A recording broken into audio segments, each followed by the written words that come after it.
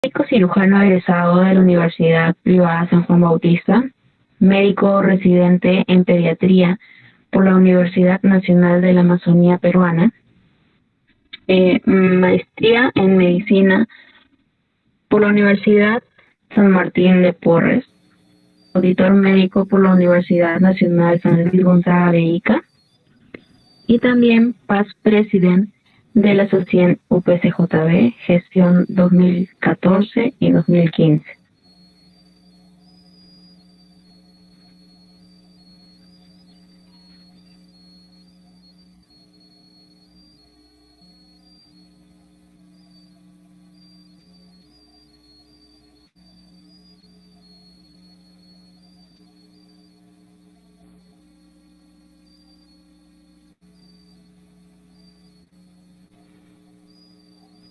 Entonces, cuando usted ya guste, puede empezar.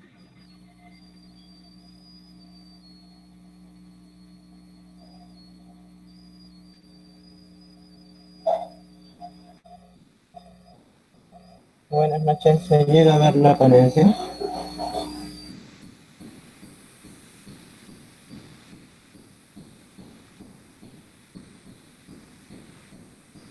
¿Se llegan a ver las diapositivas? Sí, eso sí se logra ver. Bueno, buenas noches, gracias por la presentación. El motivo de la reunión de hoy es terminar con la sesión 3 de lo que vendría a ser el taller teórico práctico de metodología de redacción de casos clínicos. Este taller 3 va a complementar la parte final de lo que vendría a ser elaborar un caso clínico, un reporte de caso, ¿no? La temática a tocar será 1. Conocer la metodología de redacción de las distintas secciones del cuerpo del caso clínico o del manuscrito en caso de la sección de discusión. Asimismo, aprender las pautas para redacción de las referencias bibliográficas y conocer cómo debemos armar las figuras y cambios. Para comenzar, ya hemos tocado lo que es la parte de el manuscrito, lo que viene a ser la primera página como tal, luego el manuscrito propiamente, ¿no? Con lo que vendría a ser la parte del resumen, la introducción, la descripción del propio caso, la última parte que vendría a ser la discusión. Cuando hablamos de la discusión, hablamos de una sección que nos va a interpretar los hallazgos en relación con otros estudios y va a argumentar la validez e indicaciones de la investigación o del caso que estamos presentando. Asimismo, va a hacer hincapié en aquellos aspectos nuevos e importantes del caso clínico o del trabajo que estamos haciendo y en las conclusiones a las cuales vamos a poder llegar con este caso. Asimismo, va a explicar el significado de los resultados o de los hallazgos que hemos tenido en la descripción del caso. También va a mencionar lo que son las limitaciones de nuestro caso del estudio y va además a podernos guiar a poder plantear futuras implicaciones, futuras investigaciones, ¿no? Otro punto más sobre la sección de la discusión de casos es que va a comparar las observaciones realizadas en nuestro estudio con las de otros estudios, siempre y cuando estos otros estudios con los cuales comparemos sean estudios pertinentes, adecuados y que tengan una validez. Asimismo, va a relacionar las conclusiones con los objetivos que hemos planteado inicialmente. Por ejemplo, si mi objetivo es reportar un caso de síndrome de Kawasaki en un niño, mi conclusión es que se reportó un caso de síndrome de Kawasaki el cual tuvo tales implicancias, ¿no?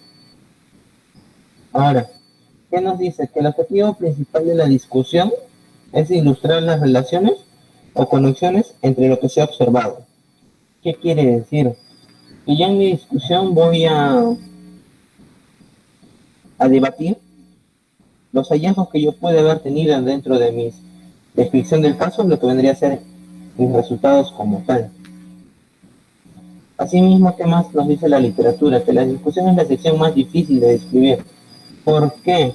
Porque en la discusión ustedes van a tener que seleccionar 4 o 5 puntos más resaltantes de lo que han podido encontrar en su descripción del caso, van a tener que debatirlo, refutarlo con otra literatura científica y colocar lo más trascendente. Asimismo van a tener que colocar las limitaciones que puedan haber en su caso clínico, como por ejemplo que no se pudo obtener el informe de las láminas, o que de repente no se pudo conseguir las imágenes de las láminas, o que no se pudo realizar tal examen porque el examen era muy costoso, o que de repente no se le pudo hacer seguimiento al paciente porque el paciente desistió de continuar con la terapéutica, ¿no?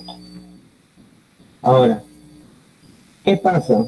El artículo que ustedes pueden presentar de reporte de caso puede ser buenazo, pero si no tiene una adecuada discusión o si la discusión es muy pobre, probablemente los revisores lo van a rechazar por eso. Por eso tienen que tener en cuenta que la discusión que ustedes vayan a armar tiene que ser correctamente estructurada, tiene que ser correctamente debatida y con la validez y trascendencia adecuada. Asimismo, esto puede suceder aun cuando los datos presentados, como les mencionaba, sean robustos e importantes. No pueden tener un excelente caso, pero si la discusión no es la adecuada o es muy pobre o no se hace un adecuado debate, no se llega a la finalidad que se quiera, ¿no? ¿Qué más? En ocasiones los autores escriben demasiado en la discusión y la hacen tan compleja que el mensaje principal se pierde en la velocidad. Como les decía, quizás ustedes van a tener un montón de cosas que discutir en lo que es en la sesión de discusión, pero seleccionen de 4 o 5 cosas importantes que ustedes hayan podido hallar en la descripción del caso. Esas 4 o 5 cosas debátanlo bien y es suficiente.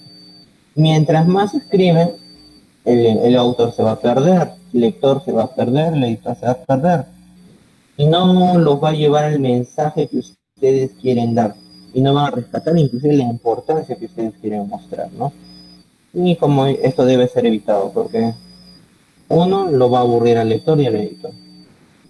Ahora, sobre los componentes que vamos a tener en la sección de discusión, para estar seguro de que los componentes críticos de la discusión son incluidos, debemos hacer lo siguiente.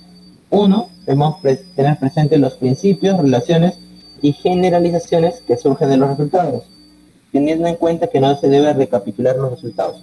La sección de discusión es discusión.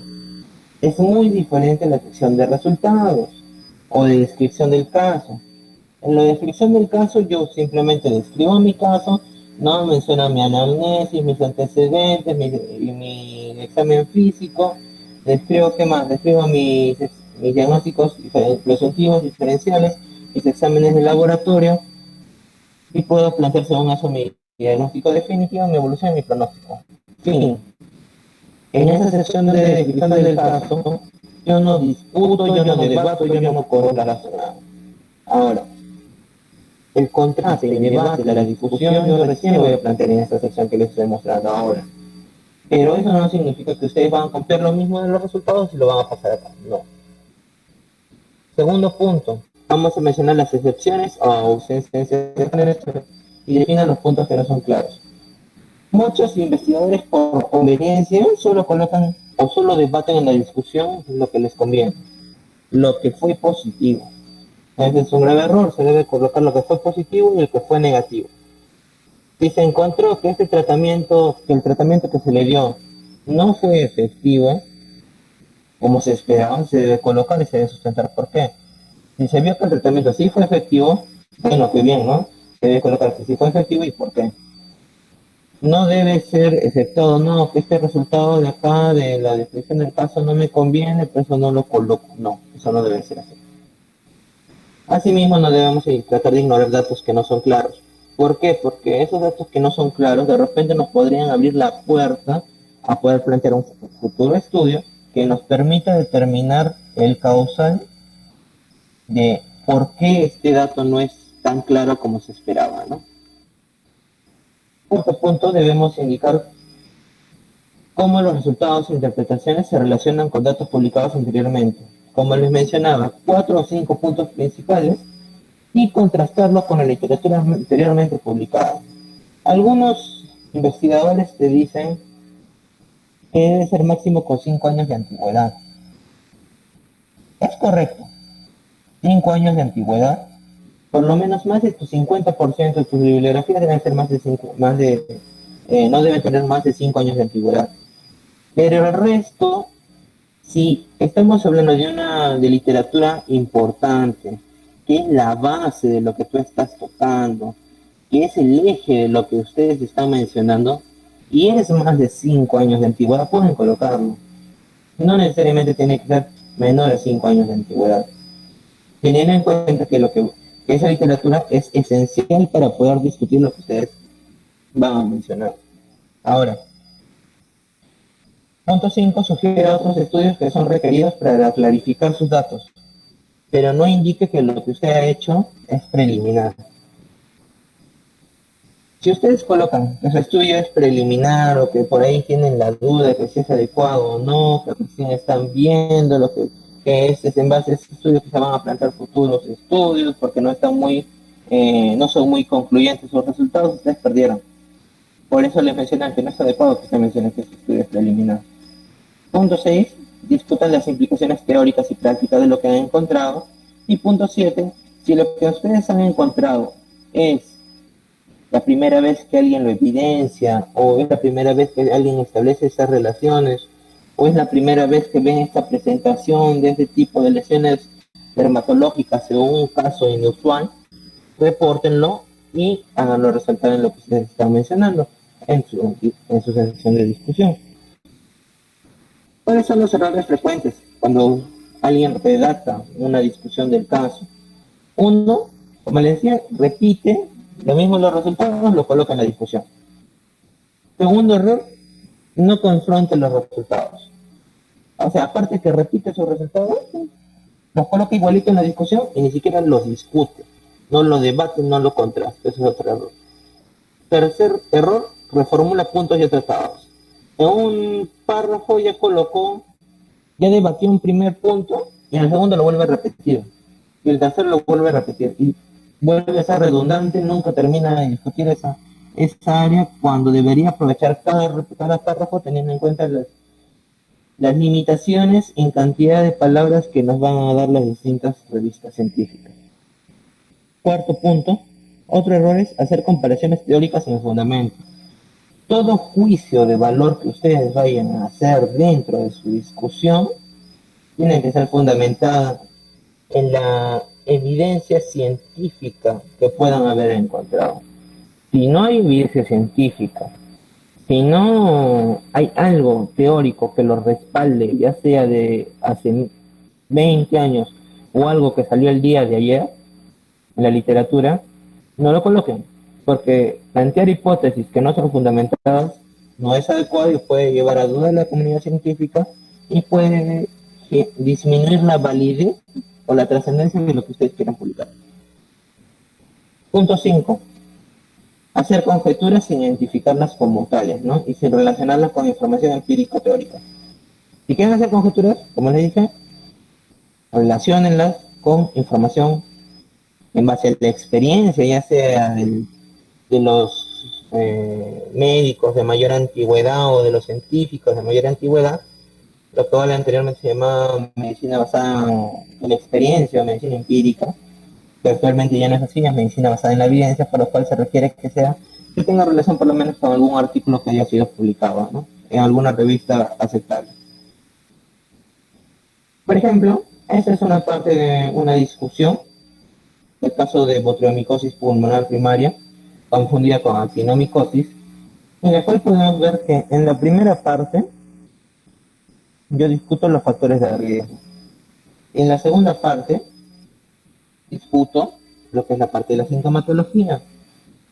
En el tercer párrafo discuto los hallazgos radiológicos. En el cuarto discuto la dificultad que hay para llegar a lo que es un diagnóstico definitivo de actinomicosis.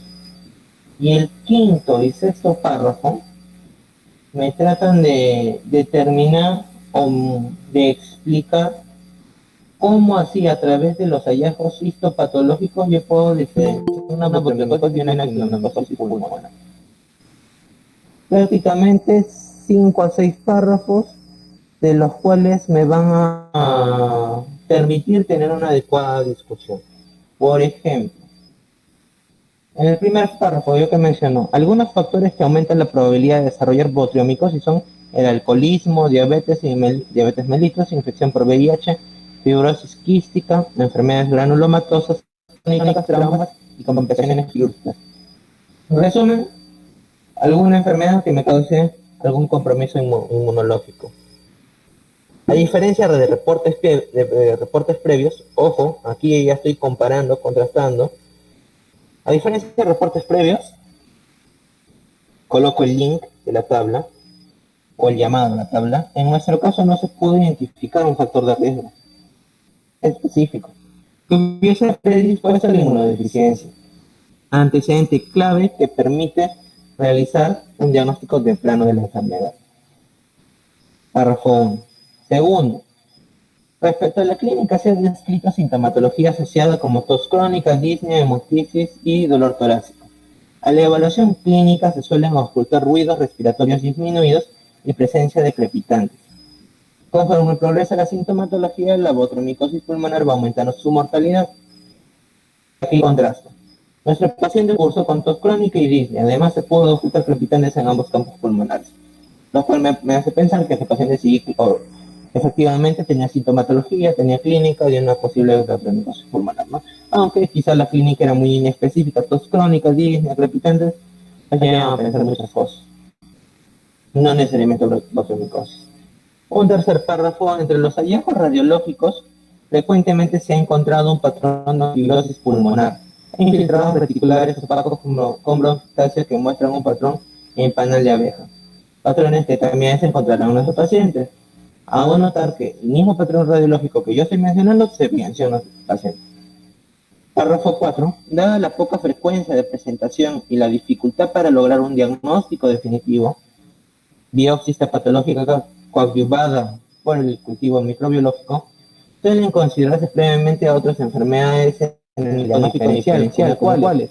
Como actinomicosis, noocardiosis, infecciones por hongo, tuberculosis y neoplasias pulmonares.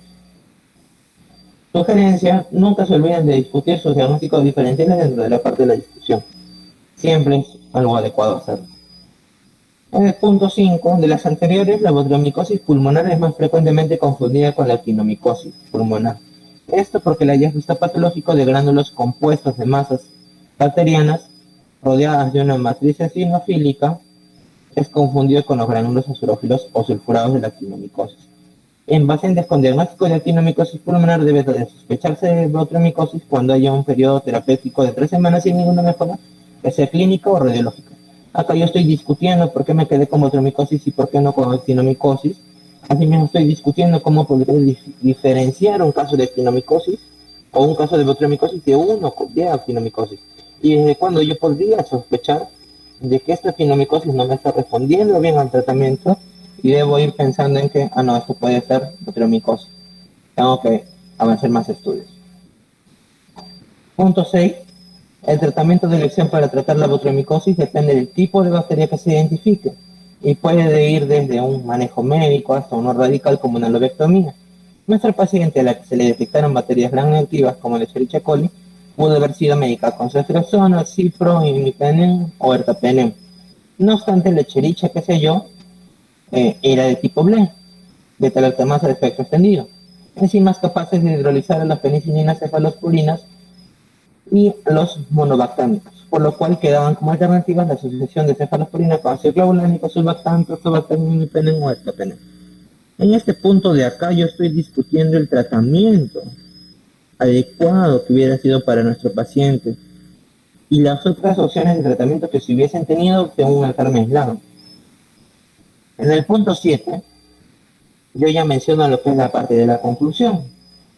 Nos presentamos el reporte de un caso de botromicosis con compromiso pulmonar que probablemente sea el primero en el país, el cual correspondió a una mujer de 52 años, aparentemente sin factores de inmunodepresión, porque ya lo habíamos discutido, que aparentemente no había, según los factores de riesgo que yo había mencionado, cuyo agente etiológico fue el Escherichia coli BLE y cuyo diagnóstico definitivo fue hallado post-mortem, ¿no?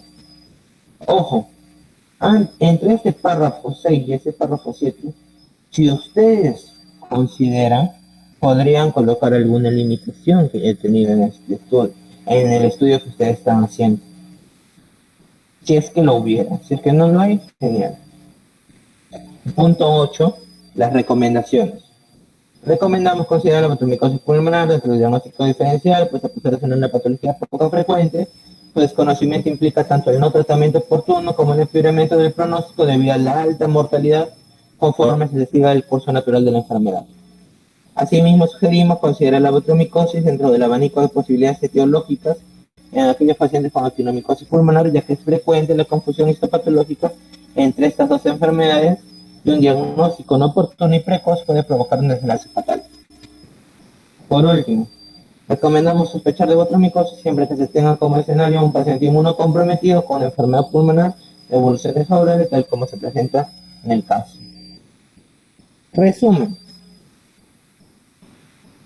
4, 5, hasta máximo 6 puntos de discusión.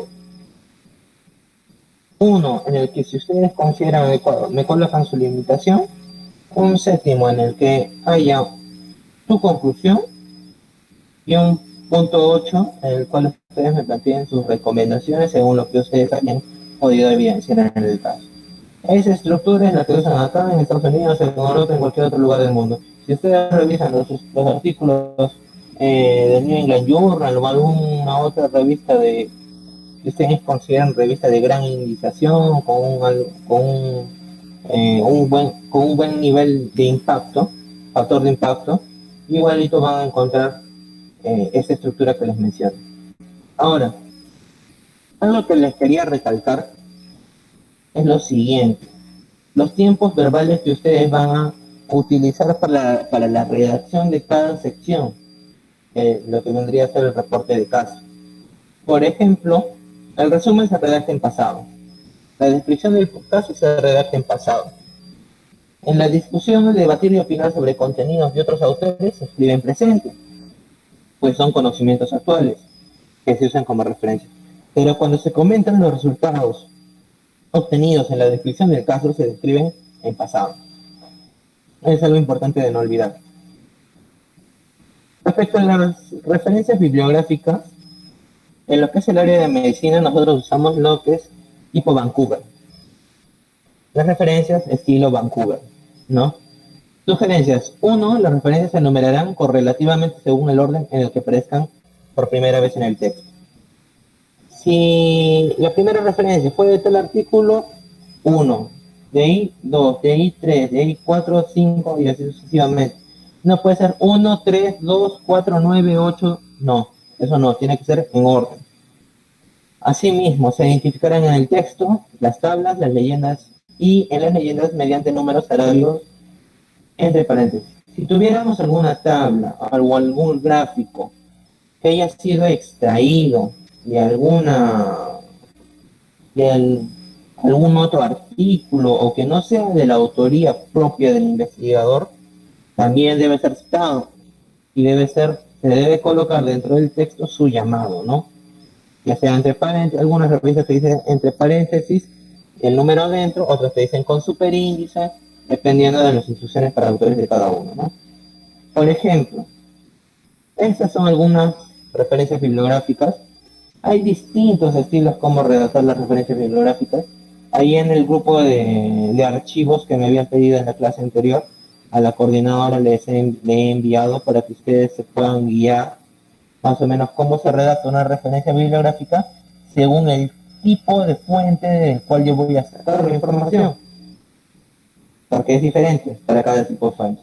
Por ejemplo, estos de acá que son mayormente artículos, y ustedes también van a estar mayormente artículos, se debe considerar 1, los nombres de los autores.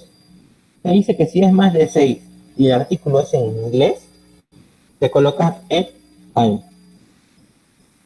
Y es más de 6 y el artículo es en español, se debería colocar cols y colaboradores, o sea, cols, ¿no?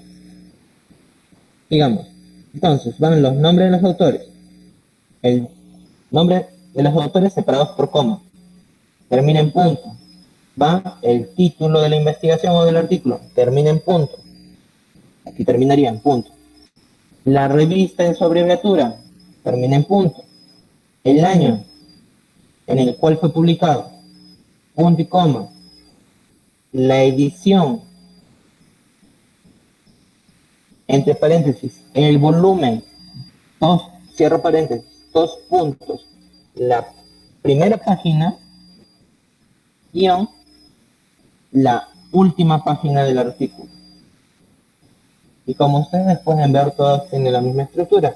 Les repito, en esta segunda referencia bibliográfica, los nombres de los autores termina en punto, el título termina en punto, la revista en su abreviatura termina en punto, el año de publicación, punto y coma, la edición, abro paréntesis, el volumen, cierro paréntesis, dos puntos, la primera página y la última página, separada por tiempo, ¿no?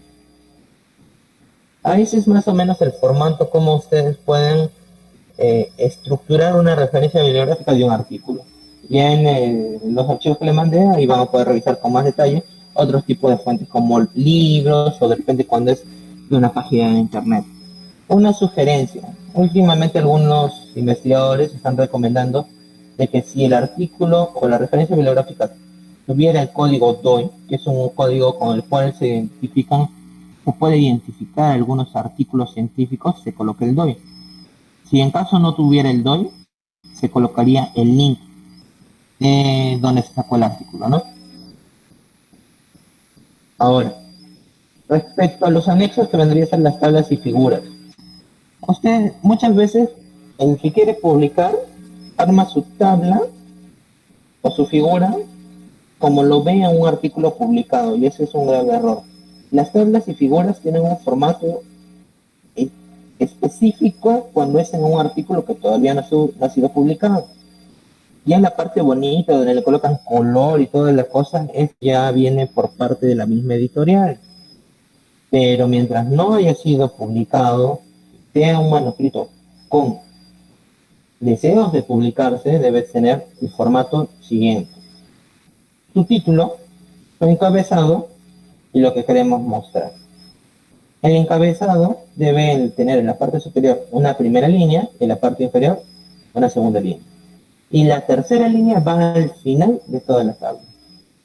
Pueden colocar fuente, debajo de esta tercera línea pueden colocar fuente, dos puntos, autoría propia del autor, para especificar que es de ustedes, ¿no? Por ejemplo, en este caso de acá, que es el caso de botulinomicosis, estábamos planteando las que eran las pruebas de laboratorio, ¿no? En una lista y por acá lo que vendría a ser el resultado de cada prueba. Es una forma como armar. Hay otras formas de armar también también lo que son resultados de laboratorio.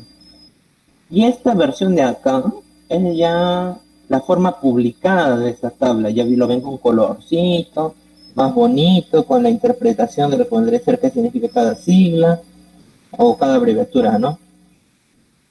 Pero ese no es el formato con el que ustedes tienen que enviar, no se olviden. Simplemente son dos líneas, una superior en el encabezado, la otra inferior en el encabezado y la última al final de la tabla. Igual con las imágenes, por ejemplo, estas son las imágenes del mismo caso de botulinomicosis. Colocan las imágenes, las cuales deben ser en una resolución adecuada. Sugerencia, muy aparte que ustedes van a enviar las imágenes dentro del manuscrito, envíen a un documento aparte cada imagen que ustedes están utilizando con una adecuada resolución, para que si en caso la imagen que está en el manuscrito no se visualiza muy bien, el editor tenga la posibilidad de irse al otro archivo que están enviando y pueda corregir la imagen, ¿no? Ahora deben colocar figura, qué número de figura es, qué cosas están presentando y la descripción de lo que están mostrando, ¿no? Por ejemplo, ustedes ven que en cada radiografía yo le he colocado una letra, A, B, C, lo cual me permite indicar que esa radiografía pertenece a la A, que es la primera hospitalización. Esa segunda radiografía a la B, que es 3 meses después. Y esas letras C me refiere a 5 meses después de la evolución del paciente, ¿no? Y con su descripción respectiva. Si es preferible, busquen ayuda de un médico que tenga experiencia, idealmente un radiólogo, pero si no lo hubiera, de algún médico que pueda leer adecuadamente la radiografía. Igualmente con las tomografías, pueden colocar la figura, ¿no? El número de figura que es, a qué pertenece y la descripción de la figura, ¿no? Ahora, lo anterior era lo que yo envié en el manuscrito. Y lo de acá corresponde a lo que ya fue publicado. Ustedes ven que casi no cambia mucho en el caso de figuras, solamente que le ponen un poco más de colorcito, pero no cambia mucho. Eso sí, sugerencia. Si es algo en específico que ustedes quieren que el lector o el editor vea, no le note la importancia de lo que ustedes están queriendo mostrar en su figura, señálenlo con una flecha o con un asterisco, con lo que ustedes quieran. En este caso, por ejemplo, yo colocaba el número de figura, el título de lo que era, la descripción, y lo que quería mostrar lo señalaba con la letra A o con la letra B. En caso de biopsias es importante que ustedes coloquen el tipo de tinción que han hecho y el aumento con el cual se encontraba la microscopía, ¿no? Bueno, eso sería todo. Ya hemos desarrollado todas las partes de la primera página y del manuscrito. Si hubiera alguna consulta, este es mi correo, en caso quisieran contactar para alguna pregunta, duda. Y eso sería todo respecto a la presentación del día de hoy y a la última clase de caso clínico, ¿no?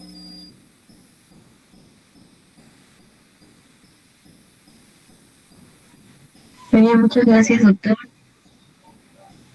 Chicos, pueden ir escribiendo si desean sus dudas o si desean pueden activar su micrófono y hacer presentes sus dudas.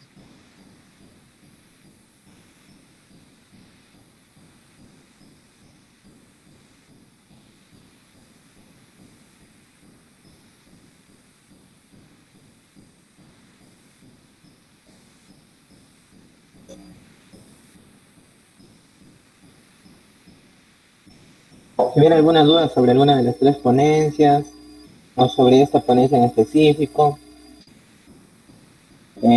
algo que no les haya quedado claro, algo que quieran compartir sobre su experiencia haciendo casos clínicos, algo que de repente mientras estaban presentando en el Congreso Científico Nacional o en el Congreso de San Juan, les dijo su jurado y no le entendieron, o quieren saber si fue bien evaluado su caso clínico o no, pueden comentarlo, no hay problema.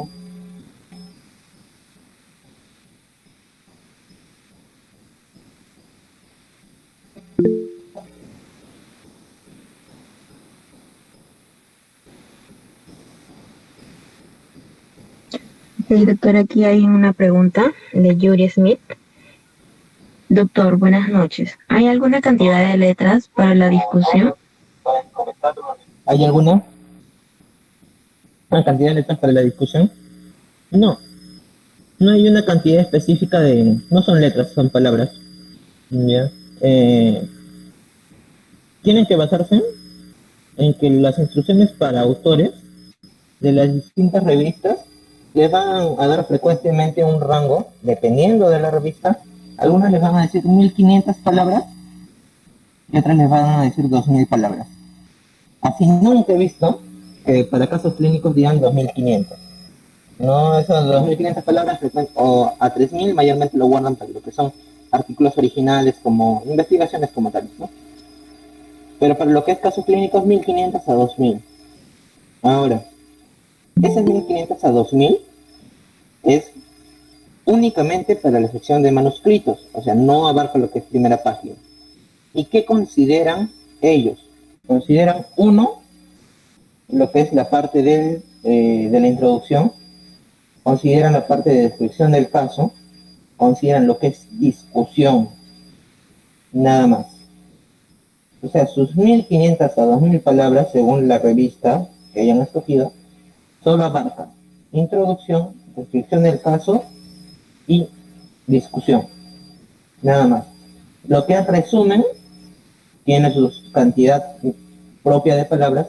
Lo que es las referencias bibliográficas no lo consideran, lo que son los anexos no lo consideran tampoco, porque cada sección tiene su cantidad. Por ejemplo, referencias bibliográficas, algunos te dicen 15 a 20 referencias bibliográficas, según la revista que tú hayas escogido, no más. Lo que es resumen, te dicen 150 palabras o 200 palabras, no más. Cada sección tiene su cantidad de palabras, ¿no? Lo que es introducción, descripción del caso y discusión, 1500 a 2000 según la revista que hayan escogido, y ustedes ya tienen que ver cómo van a distribuir esas 1500 palabras dentro de su manuscrito. Lo que yo usualmente les sugiero es, en la introducción, cosas específicas, ahorren palabras ahí, porque sin darse cuenta en la descripción del caso se le va a ir casi la mayor cantidad de palabras, ¿no? Y en la discusión tienen que armar también una buena discusión donde también les va a requerir una buena cantidad de palabras. Podría, si lo distribuimos en porcentaje, podría ser 20% en la introducción, un 40% en lo que vendría a ser la descripción del caso y el otro 40% en lo que vendría a ser la discusión, ¿no? Pero eso ya va a depender de la misma dinámica o de la forma como esté redactando el autor. No hay una cantidad de palabras específicas solo para discusión, ¿no?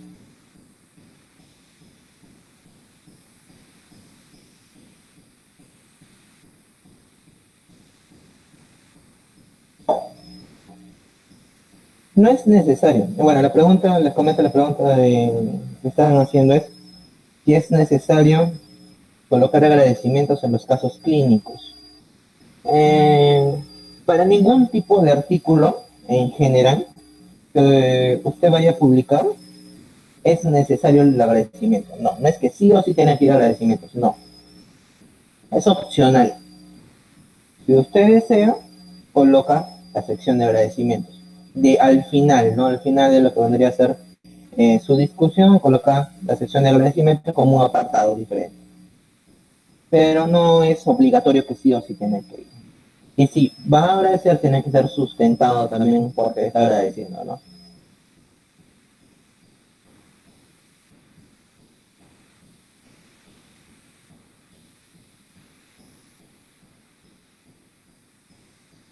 ¿Alguna otra pregunta? Chicos, ¿alguna otra pregunta?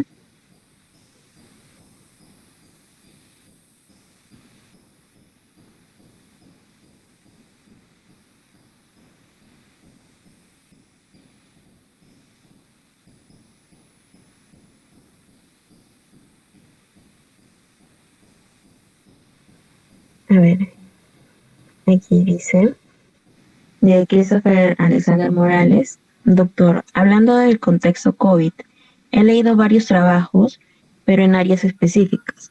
¿Podría compartir algunas ideas referenciadas al COVID, pero desde una perspectiva multidisciplinaria? A ver, la pregunta es, doctor, hablando del contexto COVID, he leído varios trabajos, pero en áreas específicas. ¿Podría compartir algunas ideas referenciadas al COVID, pero desde una perspectiva multidisciplinaria? No entiendo muy bien su pregunta. ¿Qué es en sí lo que él quiere que... ¿Cuál es su duda, no? Si fuera más claro, sería ideal su pregunta.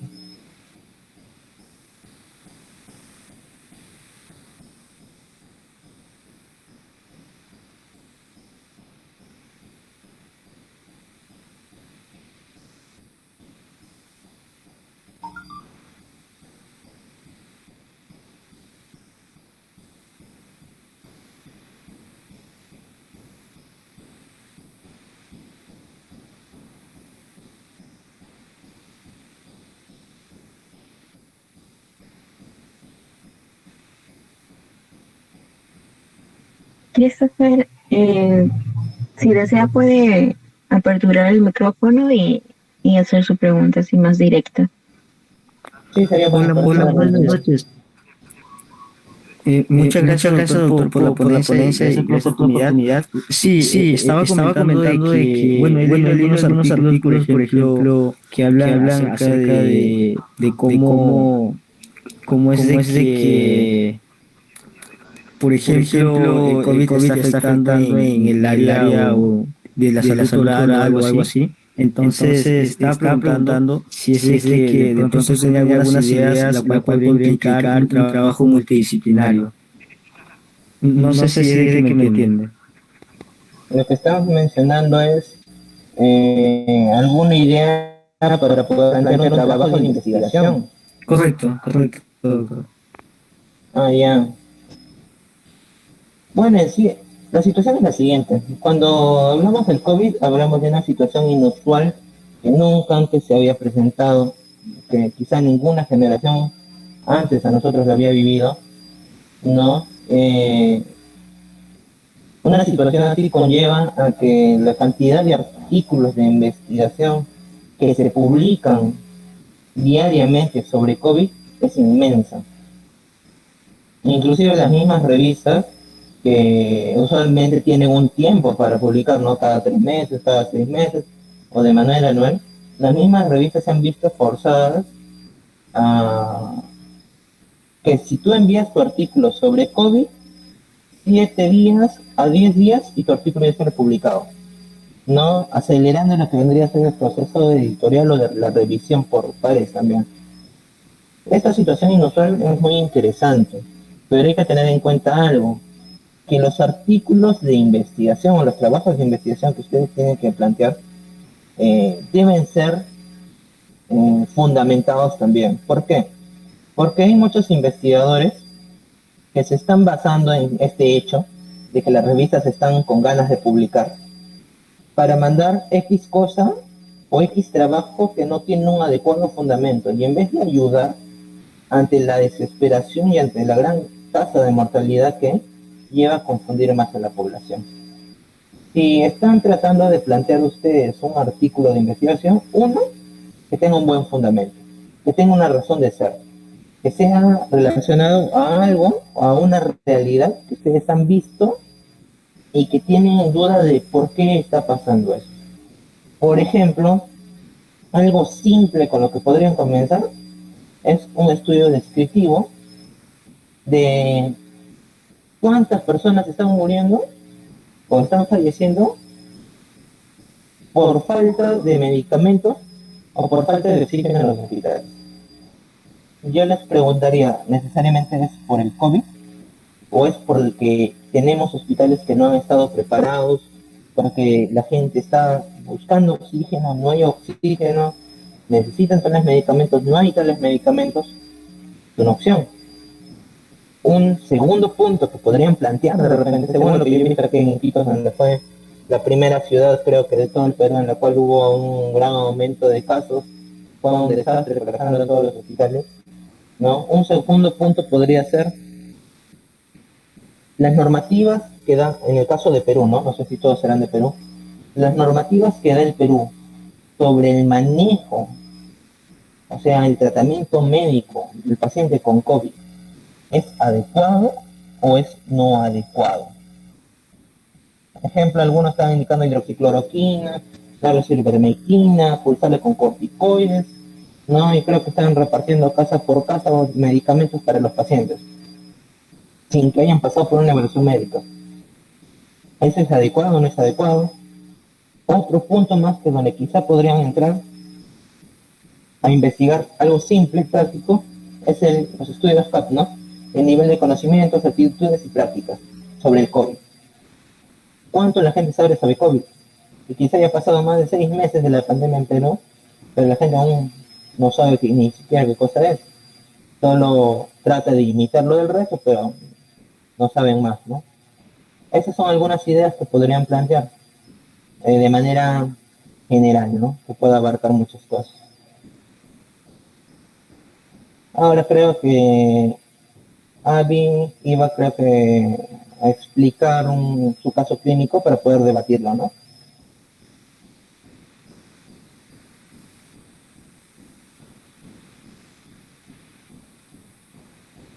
Y sí, justo efectivamente, es bueno que antes que Christopher ejecute lo que es una investigación, que sería bueno que lo hagan, busquen los antecedentes, si ya se hizo o hay algún otro estudio similar, y ver cuánto ustedes podrían aportar en referencia a la realidad que ustedes están viviendo en sus lugares de donde proceden, ¿no?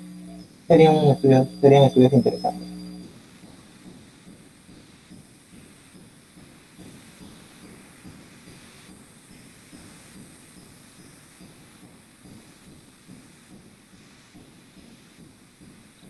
Doctor, buenas noches, no sé si me escucha.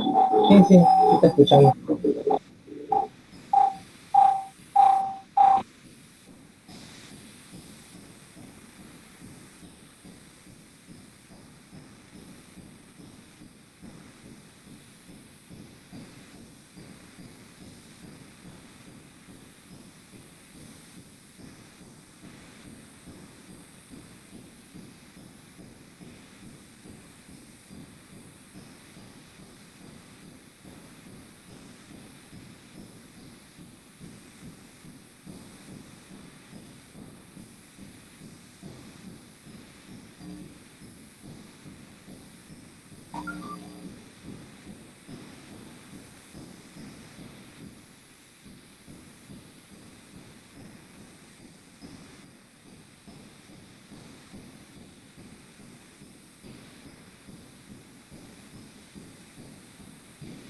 Mientras, ahí está, voy a presentar la exposición.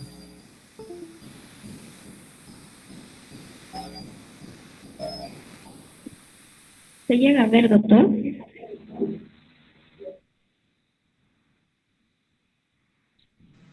Sí, sí se ve.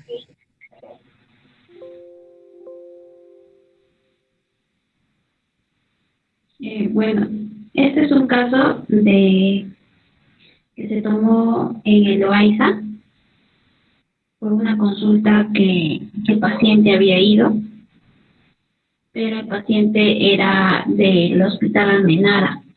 Es un caso de un hemangioperitoma temporomaxilar en un adulto joven.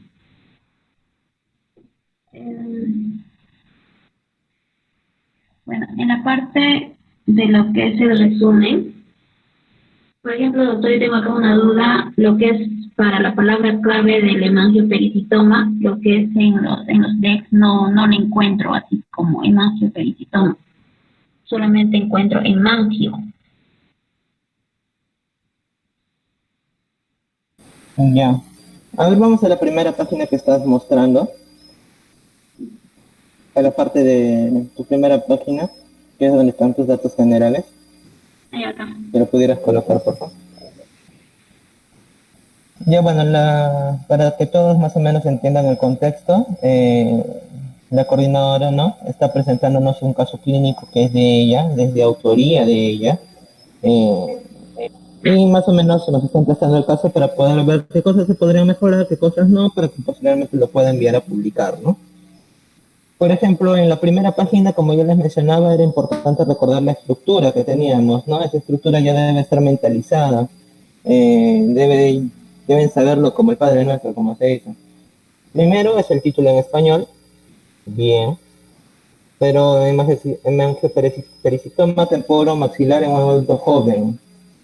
No sé, creo que le faltaría un poquito más de palabritas que pudieran resaltar un poco más tu título, ¿no? Para que pueda resultar más llamativo para quien lo pueda leer. Segundo, debería ir un título en inglés. Siempre no te olvides título en español y título en inglés. Inclusive en los congresos de la San Juan Bautista, en los congresos de SOCIMEP, te piden también la misma estructura. En SOCIMEP les piden la misma estructura que yo les he mencionado. Título en español, título en inglés. Luego que va la lista de autores. Luego de la lista de autores, la afiliación académica y la afiliación, el grado académico y la afiliación institucional. Lo cual sí al parecer está ahí. Ahora, pero ahí están confundiendo varias cosas, ¿no? Porque mezclan la afiliación, el grado académico con la afiliación institucional, lo cual, como les dije, eran cosas separadas, ¿no? ¿Qué más? Ahí me muestra, de frente se va autor corresponsal y autor expositor. Sé que esto de acá sirve en un contexto me imagino las presentada en algún congreso, pero en los distintos congresos casi nunca te piden colocar ese autor expositor, ¿no? A veces te piden autor corresponsal nada más, porque es el autor con el cual se van a mantener el contacto. Ahí, por ejemplo, te falta también la dirección, ¿no? Donde vives, donde puedan de repente hacerte llegar una copia del manuscrito o una copia del artículo publicado, ¿no? ¿Qué más? Te falta tu declaración de financiamiento, aunque sea caso clínico igualito, coloca declaración de financiamiento. Y conflicto de interés, los autores declaran no tener conflicto de interés. Quizás podrías mejorar en la primera página el orden, ¿no? El orden en el cual ya habíamos mencionado anteriormente. Revisen las instrucciones que da SOCIMEP para sus congresos, revisen las instrucciones que da la San Juan, que usualmente es casi lo mismo que SOCIMEP. Dios sabrá por qué es casi lo mismo, ¿no? O revisen las instrucciones para distintas revistas científicas y se van a dar cuenta que es lo mismo, la misma estructura que les he mencionado. Ahora también te falta lo que son las contribuciones para autores, ¿no? Que lo cual es trascendente que tú coloques cuál ha sido la contribución de cada uno de los autores. Por ejemplo, ahí veo que dice un docente asesor, ¿no? Médico oncólogo del Hospital Nacional, Hospital Arzobispo Loaiza, Lima, Perú. Y imagino que si es tu asesor, debe haber revisado tu artículo, ¿no? Pero igual, como yo te mencionaba, como grado académico, no puedes colocar asesor. Como grado académico sería médico-oncólogo, ¿no? Y como afiliación institucional, el Hospital Nacional Arzobispo Loaiza Lima, Perú. Bueno, no sé si las bases de SOCIMED habrán cambiado, pero hasta el 2017, que yo estaba todavía haciendo mi internado, las bases de SOCIMED se mantenían iguales. Hay en los 5 o 6 congresos que participaron, igualitos, se mantenían las mismas bases, y en la San Juan también los 5 o 6 congresos que participan eran las mismas bases. Sería bueno que lo revisen, o que si SOCIMED está solicitando que se presente así, bueno, ¿no? Sería para que puedan sugerir también que se regrese al formato anterior, porque es el mismo formato que les piden las revistas donde van a publicar, para que no hagan doble chamba, que a veces es innecesario, ¿no? Si ya tienen el artículo listo, presenta al Congreso y el mismo artículo lo envía a publicar, solo adecuando un poquito las bases, ¿no? A ver, ahora pasa la siguiente.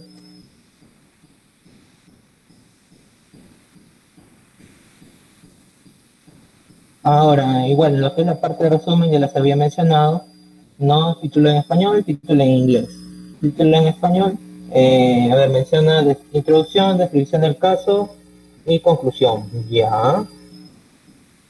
A ver, se redacta la introducción. El hematoparasitoma es un tumor vascular maligno frecuente, propio de adultos entre 40 y 60 años, aunque puede presentarse en cualquier edad. La presentación a nivel máximo no temporal es extremadamente baja. Se reporta el caso de un paciente masculino de 24 años de edad, tratado en el Servicio de Oncología del Hospital Nacional Guillermo Almenara Irigoyen, con tiempo de enfermedad de 24 meses, por presentar tumoración dolorosa a nivel temporal y maxilar 7 centímetros. Presenta mejoría tras recibir tratamiento con radioterapia, quimioterapia con temozolomida, medicina hiperbárica y rehabilitación de los músculos de la boca. Conclusión: ante estos casos es necesario que el paciente realice control periódico por varios años por posible metástasis a órganos adyacentes. Las que el paciente no se realizó extirpación quirúrgica, considerada tratamiento de elección para estos casos, ¿no? Ya, quizá podrías mejorar más tu conclusión, porque es más una revisión de lo que tú has encontrado que propiamente una conclusión dirigida a la descripción del caso, ¿no? Bueno, también llama la atención, colocas el servicio de oncología del Hospital Nacional Guillermo Almenara, pero tu docente era del Hospital Loaiza, ¿no? O sea, es un poco como que si es el Loaiza, porque está en el Almenara, trabaja en ambos lados, ¿no? Pero es un poco para discutirlo, ¿no? Un poco dudoso. Al otro es palabras clave: pericitoma, pericito, tumor vascular, quimioterapia, radioterapia, medicina hiperbárica. Colocas 3, 4, 5, 6 palabras clave. Me dices que el hematopericitoma no lo encontrabas. Si no lo encuentras, puedes colocarlo entre comillas, ¿no? Es lo ideal. Como yo les mencionaba en las exposiciones anteriores, para los que han estado atentos, si no encontraban la palabra clave, entre comillas. Listo. Y ahí te faltaría aclarar de dónde sacaba, ¿no? De DES, que era el buscador que les decía para español, o de Mesh, si es en inglés, ¿no? A ver, sigue, por favor. La siguiente. Lo que es introducción. Por ejemplo, ahí te faltaría también lo que es tu resumen en inglés, ¿no? De verdad, esas son las bases de SOCIMED, así las tienen. No sé, lo han resumido bastante, porque anteriormente era mucho más completo los artículos que te pedían para lo que era un congreso científico nacional. A ver, introducción, bueno, aclarar que falta anteriormente el abstract con su resumen en inglés y sus palabras clave en inglés, ¿no? La hemorragia de pericitoma es tumor vascular típico maligno causado por la proliferación descontrolada de los pericitos. Las anteriores que están adosadas, su incidencia es 1%. Por ejemplo, acá están mal colocadas los llamados a las referencias bibliográficas. Con respecto a la localización, puede surgir cualquier parte del cuerpo, pero solo ya. El diagnóstico se basa fundamentalmente en estudios anatomopatológicos, químicos, marcadores de 31 y 34. El tratamiento de elecciones de elección quirúrgica. Ya. Igual está mal acá los llamados a las referencias bibliográficas. El objetivo es describir y dar a conocer los hallazgos del hematopericitoma con una presentación atípica y tratamiento no usual con una evidencia de mejoría significativa del paciente. Ya, no es necesario colocar a continuación se presenta el reporte de caso de hematopericitoma, no es adecuado colocar eso, porque obviamente después de introducción que viene la descripción del caso, ¿no? Y ten en cuenta que tienes que ahorrar palabras. Sería bueno siempre es adecuado que a toda a todo párrafo, a todo escrito que se haga, revisarlo a ver si hay plagio o no hay plagio, ¿no? Pero en este caso es difícil hacerlo porque es de manera virtual, ¿no? A ver, sigue la siguiente parte.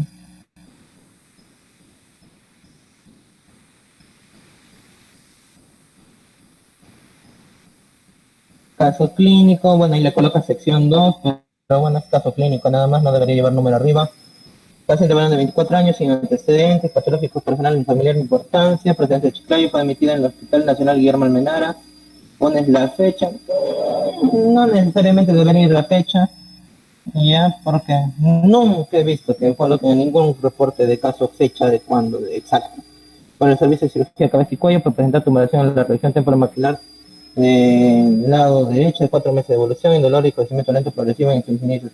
El examen físico de cabeza y cuello, evidencia tumoración en la región temporal y maxilar superior del lado derecho, aproximadamente 7 centímetros y 2 centímetros de diámetro, respectivamente de consistencia blanda y móvil dolorosa.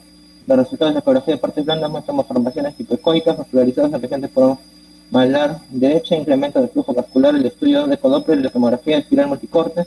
Con contraste se observa amplia elección expansiva de referidas estructuras óseas. Se realizó biopsia tipo incisión de la región tempomaxilar para hacer el estudio anatomopatológico y el perfil inmunohistoquímico, donde se reportó un tumor de naturaleza vascular, siendo positivo para CD34, bimentina positivo, para panqueratina negativo, antígeno, bueno, sería panqueratina 2 puntos negativo, ¿no?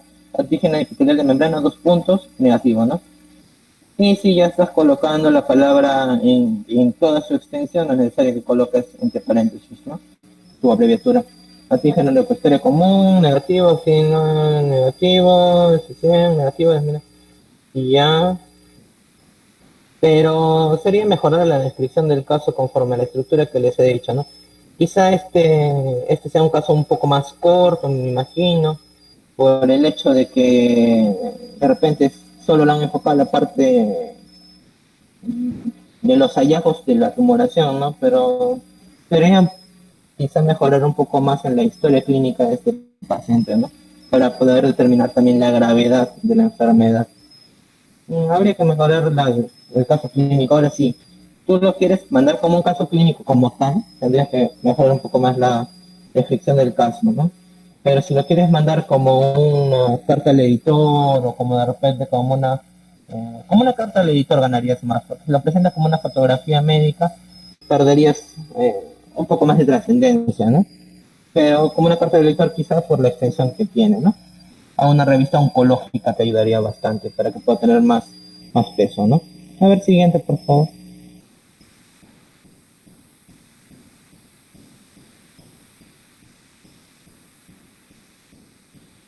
Ahí está, se realiza estudios de extensión de la enfermedad mediante imágenes en la cual no reporta metástasis y finalmente se concluye lesión avanzada, lo que la cirugía oncológica considera inoperable porque se inicia tratamiento con quimioterapia y radioterapia. El paciente recibió quimioterapia vía oral contra temozolomida, 250 miligramos diarios, 5 de mayo por 5 días. Los 3 días de haber terminado la primera sesión de quimioterapia, presenta sangrado masivo de aproximadamente 800 cc de la parte interna, derecha de la cara y disminuye en la hemoglobina 4, paciente de hemodinámica en medicina estable, se le realiza. Por ejemplo, esto es algo que le mencionaba, los tiempos de cómo se redactan. Ella me lo está redactando en presente, no se redacta en presente, se redacta en pasado, ¿no? Probablemente puede ser un lapsus, ¿no? Le realiza embolización, se le transfunde plaquetas globulares, sería cuánto se le ha transfundido, con resultado favorable y mejoría de llegando a... ¿Qué más dice abajo?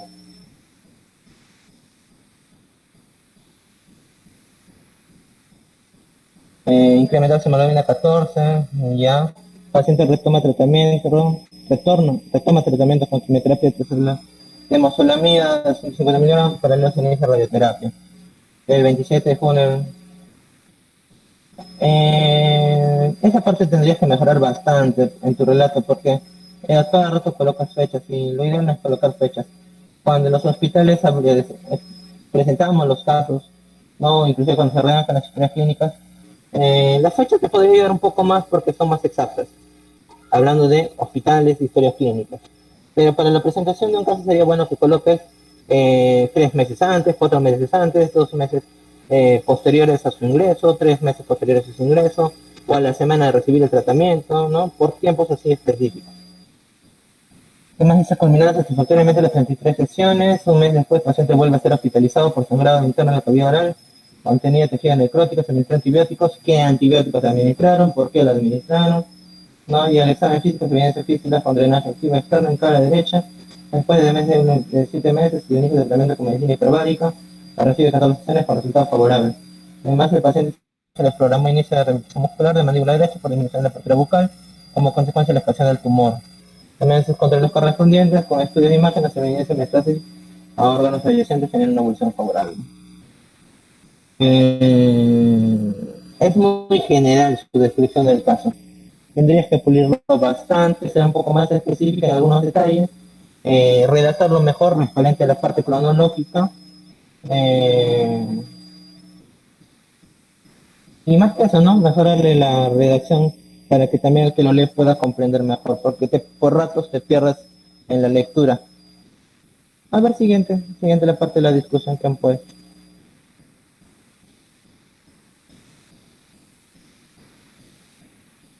Vamos.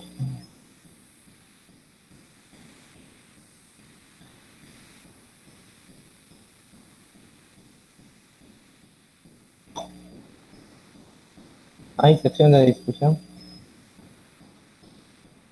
Ahí está. El hemangiopericitoma con tumor de origen vascular son los propios pericitos de Zimmerman. Bueno, y la referencia bibliográfica está mal. Así no se coloca dentro de la discusión cuando quieres discutir. En sí, a él el año no, así no se coloca. Eso es más usado para lo que son tesis, ¿no? O para las bases teóricas de las tesis. Así no está adecuado para una discusión.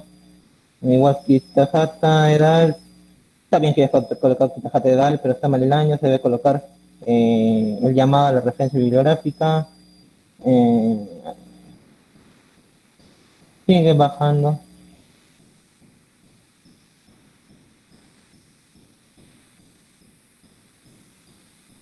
El tratamiento de la elección es la resección quirúrgica completa del tumor, y este es el principal factor pronóstico para evitar recidivas. También fallas en las referencias bibliográficas, en los llamados. Acá en caso de nuestro paciente debería ser, no puedes colocar nuestro, ¿no? Recuerdan que yo les decía que era impersonal, no puedes colocar nuestro, debe ser en caso del paciente nada más, no puedes colocar nuestro, mío, o cosas que demuestren pertenencia, no, es impersonal. Tratamiento, quimioterapia, y ya. Siguiente, por favor.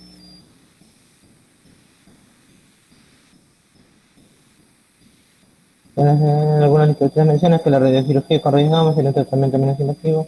Bueno, acá te faltaría las limitaciones, las conclusiones y las recomendaciones también, ¿no? Y agradecimientos. Ya. ¿Tus referencias bibliográficas tienes?